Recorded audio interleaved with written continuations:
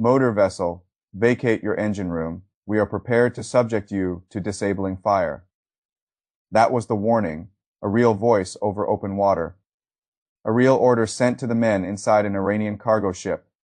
Leave now, because the next thing coming at you will not be another radio message, it will be steel.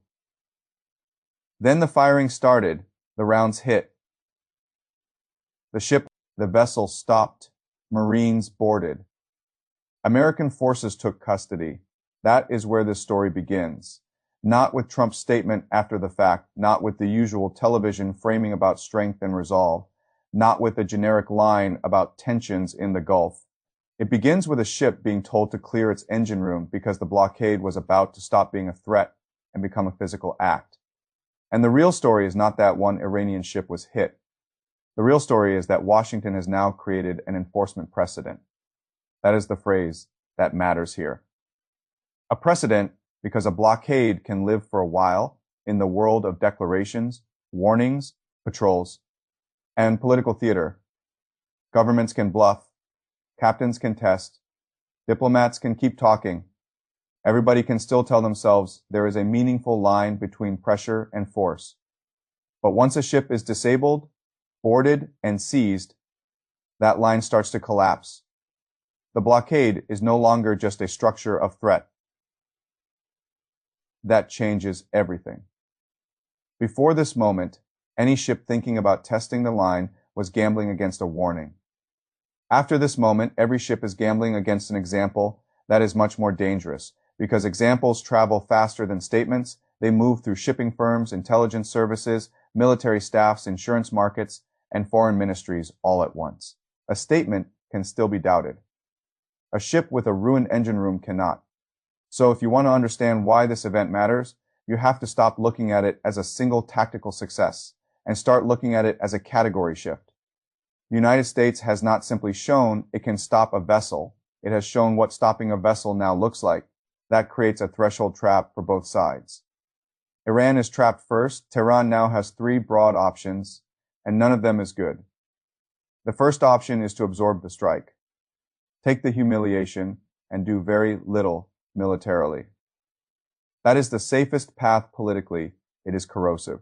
A government that has spent weeks telling its population and the wider region that it still has leverage, still has tools, still has ways to raise the cost of pressure, cannot easily watch one of its ships get hit and boarded by the United States without losing something important.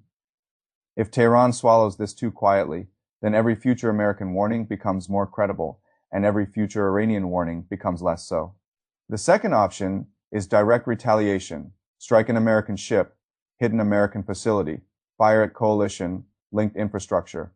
That would answer humiliation with force. But it would also move the crisis into a much more dangerous phase almost immediately. The moment Iran replies to a boarding with direct military action, this stops looking like hard blockade enforcement and starts looking like an open exchange between states already primed to expect something larger. The third option is indirect retaliation. Use proxies, use the Houthis, use deniable harassment, drones, mines, or pressure against shipping and Gulf infrastructure. This is the most tempting option because it lets Iran answer without answering cleanly, but it is also its own trap. Indirect retaliation widens the map, brings more actors into the risk zone, alarms more governments, and turns a confrontation at one choke point into a broader shipping crisis. It may preserve ambiguity, but it destroys containment. Those are Tehran's roads. And look at Washington. America has its own problem because once it has used disabling fire and a boarding team, it has quietly created a new enforcement floor for itself. If the next Iranian-linked vessel tests the line and the United States suddenly hesitates, credibility falls. But if the next vessel is also hit, then the pattern hardens. And once the pattern hardens, the blockade stops being a political instrument backed by military power and starts becoming a repeatable regime of military force that is much harder to control. This is why the easy triumphalist reading misses the deeper danger. Tactically, yes, the United States won this encounter. It stopped the ship, damaged it, boarded it, and took control.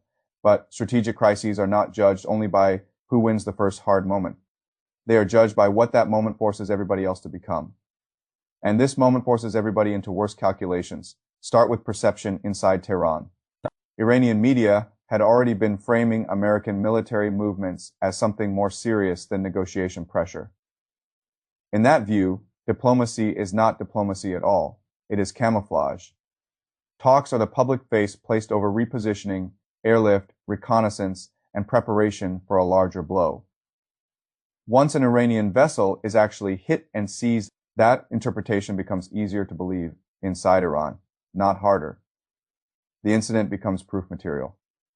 That matters because proof changes how signals are read. If Iranian commanders now begin to see this event not as an isolated enforcement act, but as the visible beginning of a broader ladder, then every American move that follows becomes heavier. Flights look less like logistics and more like staging. Drone activity looks less like monitoring and more like mapping. Naval movements look less like posture and more like sequence. And once two sides begin reading each other through maximum threat assumptions, the room for controlled signaling shrinks fast. That is why Yemen matters. The Houthis matter here not because they can overturn the overall balance by themselves, but because they are the perfect instrument for widening the crisis without clarifying ownership. If Hormuz becomes the place where blockade enforcement turns kinetic while the Red Sea starts heating up again through proxy pressure, then the shipping story stops being local. It becomes systemic. Escort burdens rise, insurance costs surge, route calculations change, commercial hesitation spreads. One confrontation begins to contaminate the wider maritime system. That is when the headline becomes too small for the event. The headline says an Iranian ship was disabled. The deeper reality is that the crisis has gained another rung on an escalation ladder that already stretches from Hormuz to Yemen to Gulf infrastructure to global trade. And then there is the command atmosphere around all of this. This is where weak commentary usually becomes panic theater. So it is worth being disciplined. The point is not that one strategic aircraft or one strange intercept automatically means the world is on the edge of nuclear war. That is unserious. The point is that once continuity of common assets, unusual messaging, airlift, and live maritime enforcement begin clustering inside the same public timeline, the psychological character of the crisis changes. People stop seeing a contained boarding operation. They start seeing a system under stress, checking itself for the possibility of something larger. That does not prove the larger thing is coming. It proves that the possibility of it has entered the atmosphere. An atmosphere in a crisis is not fluff. It is part of the machinery. Markets move on it. Governments prepare around it. Shipping firms price it. Military staffs interpret through it. Media amplifies it. Public anxiety hardens it. That is why precedents are so dangerous in choke point confrontations. A precedent is not always the biggest event in a crisis. It is the event that changes what all future events mean. Before this, ships could still imagine testing the blockade as a gamble against a warning. Now they know what the answer can look like. Before this, Tehran could still tell itself the blockade was pressure without proof. Now proof exists. Before this, Washington could threaten without fully owning. Now it owns them too. And once that happens, every subsequent move gets heavier. If Iran does almost nothing, Washington will conclude the method worked. If Iran retaliates directly, the crisis accelerates openly. If Iran retaliates indirectly, the map widens and attribution becomes murkier. If more ships test the line, the United States will have to decide whether this was a demonstration or the first example of a repeatable enforcement model. And if more naval incidents, more proxy activity, more flights, and more command assets keep clustering together, then the whole region will begin acting as if what started as a blockade dispute is turning into a wider military phase. That is the trap now sitting under this story. America cannot easily go soft after proving hardness. Iran cannot easily go quiet after public humiliation.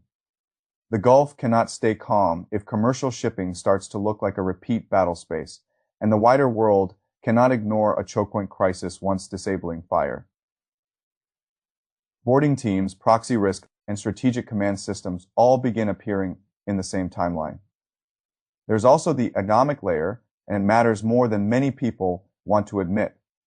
The Gulf does not need all-out war to shock the world. It only needs enough repeated uncertainty to make transit feel unsafe and delay feel smarter than movement. That is how choke points exert power in the real world, not only by being fully closed, but by becoming too expensive to trust. Once that happens, the damage spreads quickly. Energy markets tighten, insurance rises, importers pay more, governments start contingency planning, shipping firms reroute or pause, and every state that depends on stable maritime trade starts asking the same question: is this still a blockade, or is it becoming a live conflict zone under another name? That distinction is everything. A blockade is a political tool. A live conflict zone is a system shock. What happened to this ship pushes the crisis toward the second category. So the thing to watch now is not the tactical success of the boarding by itself. It is whether the use of force on this vessel becomes the new normal. That is the real decision point hidden inside the drama. Because the real danger is not that the United States disabled one Iranian ship. The real danger is that Washington has now shown every actor in this crisis what enforcement. And once enforcement has a visible precedent, the question is no longer whether tension is rising. The question is how many fronts open when someone decides that precedent cannot be allowed to stand.